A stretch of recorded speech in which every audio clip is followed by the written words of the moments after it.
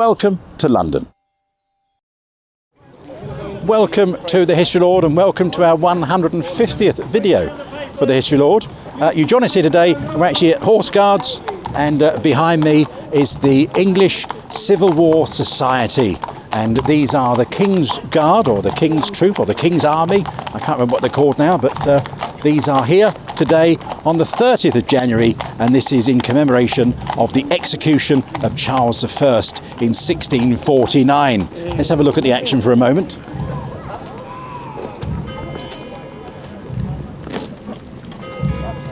And they're arriving exactly 12 o'clock at Horse Guards.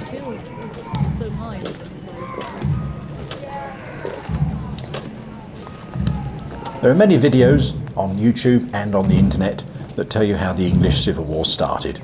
I think it's worthwhile giving you a brief history here. Charles I came to the throne in 1625, but by 1629 relationships between the King and Parliament had got steadily worse. There were many clashes about foreign and religious policy, and the Puritan Protestants disliked Charles and the fact that he married a French Catholic against the wishes of Parliament. Charles revived old laws that allowed him to issue taxes without the agreement of Parliament. And when Parliament complained in 1629, Charles dismissed them. He actually dismissed them until 1640, and he ruled without Parliament. The period is referred to as the 11-year tyranny. It was a war with Scotland that forced Charles I to recall Parliament, but instead of giving him money to fight the Scots, they actually gave him a list of 204 complaints about the way he was running the country. It was in 1642, when Charles tried to arrest 5 members of Parliament, including Oliver Cromwell, that civil war broke out. He actually marched into Parliament with the army to demand their arrests. Parliament had the support, though, more importantly, of London, the South East and the Navy. The King's forces were gradually worn down, and after Oliver Cromwell established the new model army, Parliament won victories at Marston Moor in 1644 and in 1645 at Naseby. Charles surrendered in 1646, but in 1648 he tried for a second time and waged the Second English Civil War against Parliament.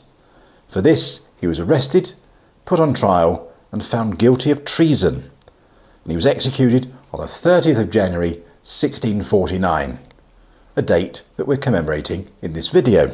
Historians are in disagreement of the outcome of the Civil War. Yes, the parliamentarians won, but was there any permanent change in the balance of power between King and Parliament? Well, that's for you to decide. All we know, in 1653, Oliver Cromwell took over as Lord Protector. He died in 1658. His son Richard took over for a short while, but it was decided to restore the monarchy in 1660, and Charles II came from exile from France and what is now modern-day Belgium.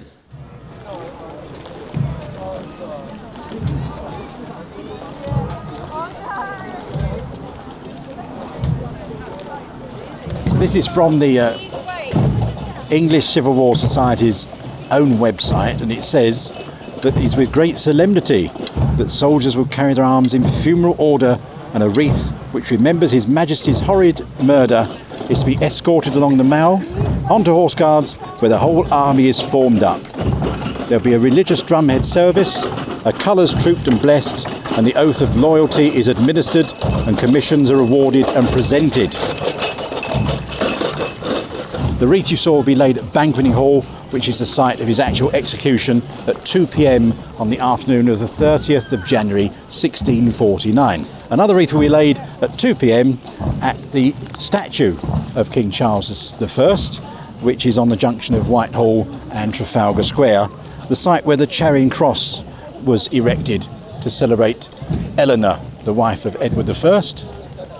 Incidentally, the statue of Charles I was actually removed by Parliament in 1647 and replaced in 1675 by his son Charles II. They thought it was lost. It was actually in hiding up in Hertfordshire. It had been kept in storage. You can see quite a large crowd has gathered.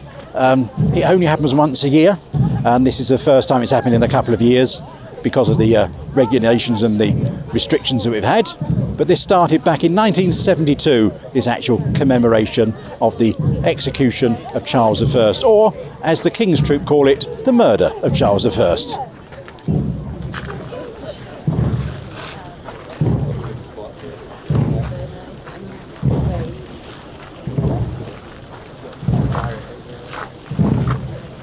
Thank you for watching today. Do hope you enjoy these videos. If you do, please hit subscribe.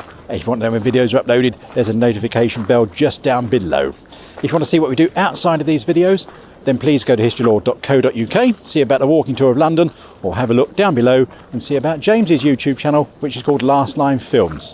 Thanks for watching. We're going to let them get on with it now, and I think we'll go for a nice walk in St James's Park. Take care. See you soon.